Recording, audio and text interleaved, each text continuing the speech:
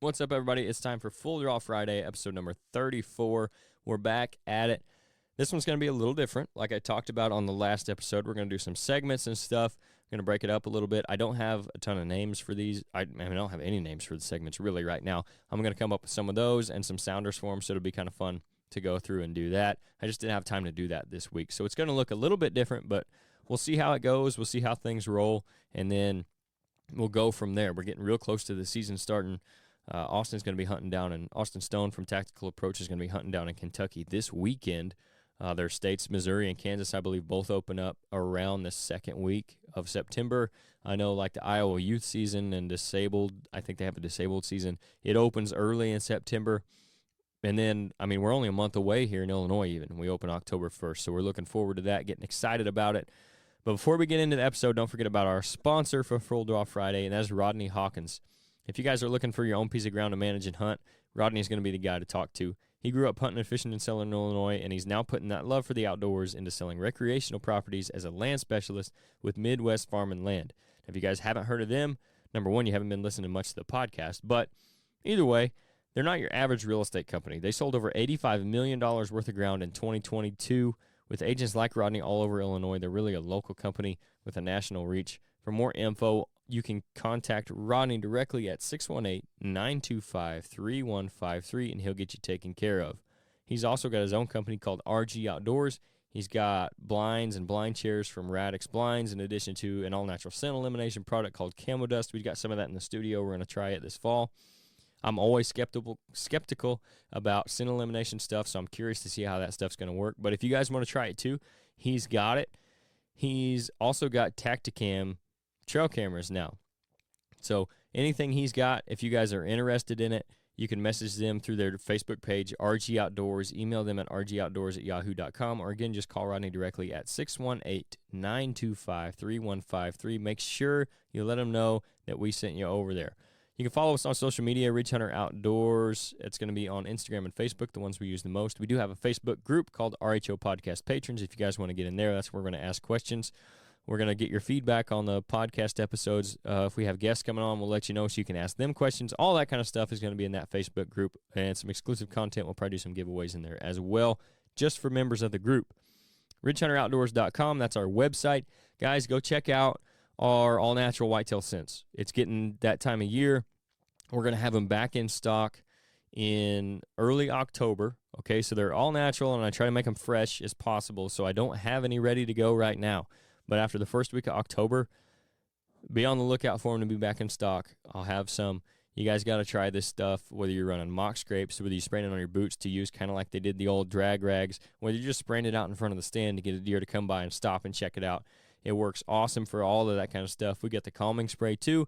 That works really good. I know, like Nate, for example, and I do the same thing. We like to spray it on our boots, and that way, we've seen deer kind of come in across where we've walked, and they might get a little bit of whiff of something funny, but then they smell that calming spray, calms them right down. They just think there's other deer in the area, and then they go on about their business. They don't freak out like they have in the past without that stuff. So make sure you're checking that out when it comes available. We really appreciate that. That's a big way you guys can support the podcast. We've also got apparel on there. Any of that stuff, we've got our own food plot seeds. So if you're interested in any of that, be sure to use that discount code Full Draw as well. That'll get you 10% off of everything in your first order. That's all caps, no space, Full Draw for 10% off on our website, ridgehunteroutdoors.com. Also, follow us on Apple Podcast, on Spotify. Leave us reviews there. That helps us out as well. It doesn't even cost you anything. And then our YouTube channel, subscribe to that. We're going to have a show coming to you this fall that I think is going to be really good. You guys are really going to enjoy it. I'm going to enjoy making it. We're going to have a lot of fun doing it. So make sure you subscribe, hit the notification bell to keep up with that. We've also got some more videos coming up from the end of the summer, end of kind of the food plot planning and stuff like that. So be on the lookout there as well. Without further ado, let's get into episode number 34 of Full Draw Friday.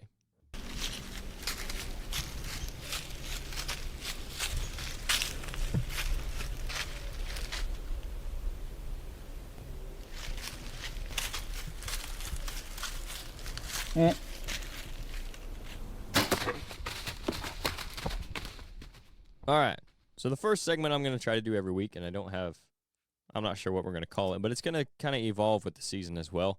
It's going to be like a deer activity update, and then we'll call it a rut update as we get closer to that too, because like we all know, the rut happens at the same time every year, but it is still fun to get in here and talk about what we're seeing out there based on what time of year it is and if we're seeing any chasing going on and things like that. I know guys like to hear that kind of stuff, gets them excited about getting out there, especially those guys that are coming to hunt maybe from out of state or something, or from down from upstate, all that kind of stuff. So we'll get into that. It'll become more of a rut update as we get into the season. But for right now, we're going to call it the deer activity update. And for that, what I got for you, they're still going to be on those summer patterns. They're going to be on those bean fields. All the bucks still got velvet on, at least, for the most part. If they don't have it, it's really early for them to not have it on. Their testosterone is just going to really start rising here over the next month or so. So by the end of the month, they'll be out of that velvet. They won't want to have anything to do with each other for the most part. But right now, they're still sticking together. You can still find them on those bean fields in the evenings or other green fields that you might have access to. So be on the lookout there if you're doing that summer scouting, late summer scouting, some of that stuff still. That's where you're going to find them. And that's going to be kind of the deer activity update, what it's going to be. We're just going to tell you guys, hopefully, where you can find the deer, what they should be doing based on the time of year. And like I said, as we get closer to the rut, we'll give you updates on that as well.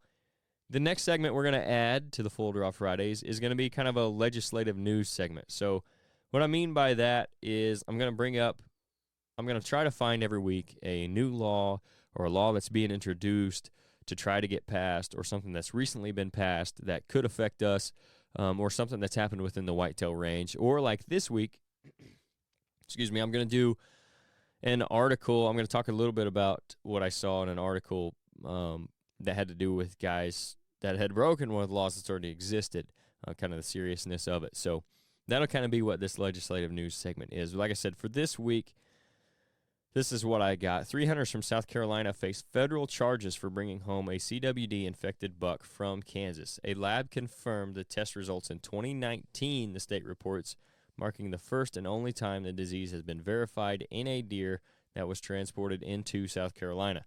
The 3 men were arraigned in a U.S. District Courtroom in Lexington County on August 29th, where a judge set their bond at $20,000 apiece. If convicted of charges, they could spend up to 5 years in prison. This is why you don't take a chance on taking deer carcasses, any kind of brain matter, spinal cord, any of that stuff across state lines.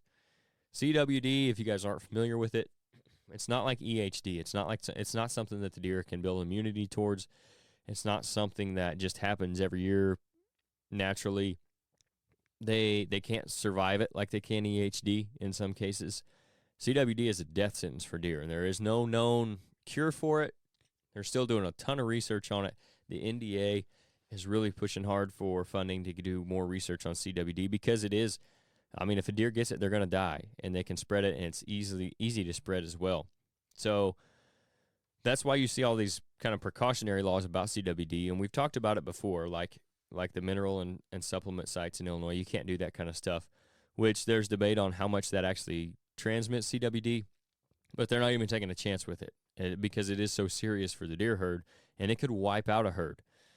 And in most states, I'm not aware of any, there's probably some, but most states don't allow you to bring any of that stuff that could be infected across state lines. That's why if you're going from one state to another and you're taking your buck, you got to have that thing caped out. The meat's got to be separated from the bone generally, or at least from the spinal cord and the brain matter. So the head's got to be skinned out and all that stuff. The antler's got to be skull capped. You can't have any of that stuff bringing it across state lines because that's one of the biggest ways that it spreads. That and deer farms are actually the 2 biggest ways that research shows that CWD has been spreading. So when you do that and you get caught, just like those guys, you could face prison time up to 5 years.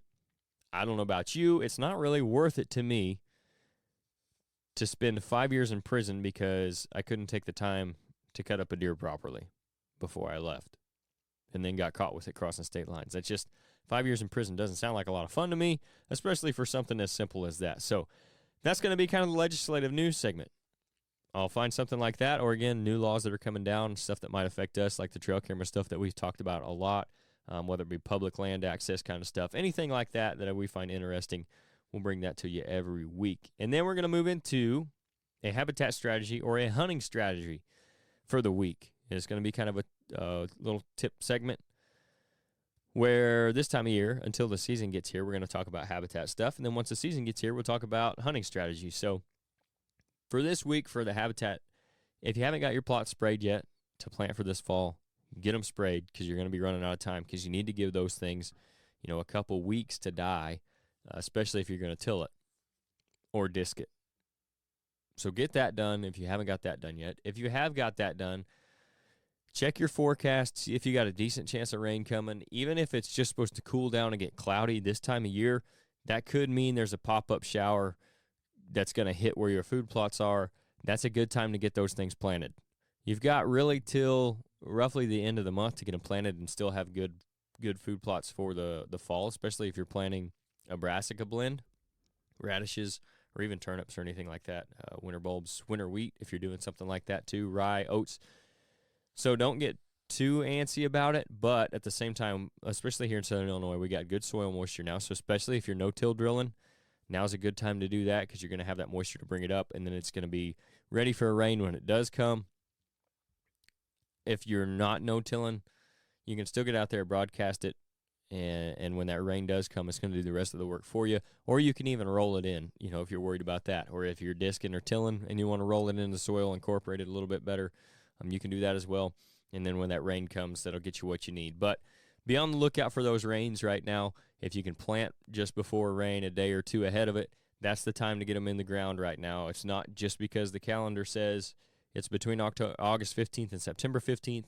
Do it around that rain. That's going to give you the best chance for success when it comes to your fall food plots.